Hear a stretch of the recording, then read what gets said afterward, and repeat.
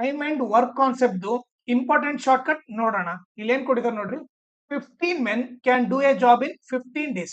So ಈಗ ಅವ್ರು ನೋಡ್ರಿ 15 men ಬಂದ್ಬಿಟ್ಟು ಎಷ್ಟು ಡೇಸ್ ಅಲ್ಲಿ ಕಂಪ್ಲೀಟ್ ಮಾಡ್ತಾರೆ, 15 days ಅಲ್ಲಿ ಕಂಪ್ಲೀಟ್ ಮಾಡ್ತಾರೆ. ಆಮೇಲೆ and 35 boys can do it in 10 days.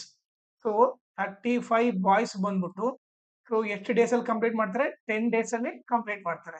ಈಗ ಅವ್ರು ಕೇಳ್ತಿರೋದು ನೋಡ್ರಿ, in how many days can 15 men and 35 boys do the same job. Okay, so ಇವರಿಬ್ರು ಸೇರಿದ್ರೆ 15 men ಮತ್ತೆ 35 ಬಾಯ್ಸ್ ಇವರಿಬ್ರು ಸೇರಿದ್ರೆ ಎಷ್ಟು ದಿನದಲ್ಲಿ ಕೆಲಸ ಮುಗಿಸ್ತಾರಂತ ಕೇಳ್ತಾ ಇದಾರೆ.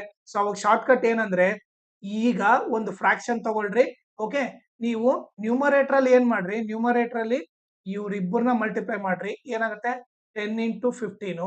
ಡಿನಾಮಿನೇಟರ್ ಅಲ್ಲಿ ಇವ್ರಿಬ್ಬರನ್ನ ಆಡ್ ಮಾಡ್ರಿ, 10 plus 15. ಸೊ ಏನಾಗುತ್ತೆ 15 into 10 150 ಆಯ್ತು, 10 plus 15 25 ಆಯ್ತು.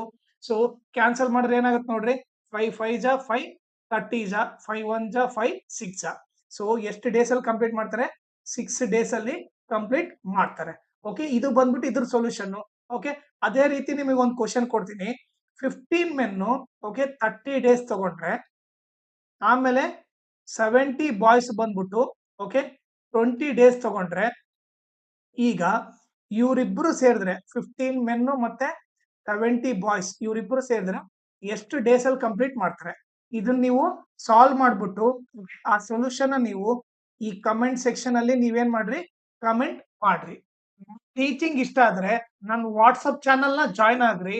ಅದ್ರ ಲಿಂಕ್ ಬಂದ್ಬಿಟ್ಟು ಈ ವಿಡಿಯೋ ಡಿಸ್ಕ್ರಿಪ್ಷನ್ ಅಲ್ಲಿ ಹಾಕಿರ್ತೀನಿ.